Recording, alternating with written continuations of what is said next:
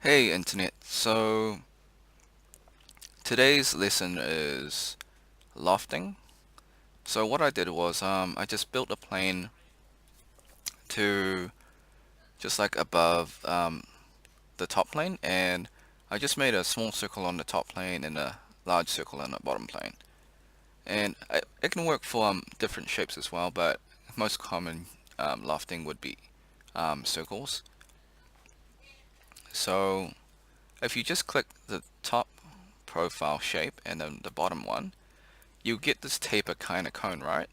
But if you move the guideline to a slight angle, you would see that the lofting's been twisted. And then the more extreme you twist it, the more dramatic the shape will be. So here's your basic loft. Um, yes, that's it. Thanks for watching. Have a great day.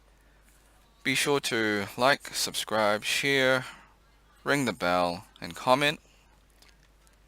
And as always, see ya.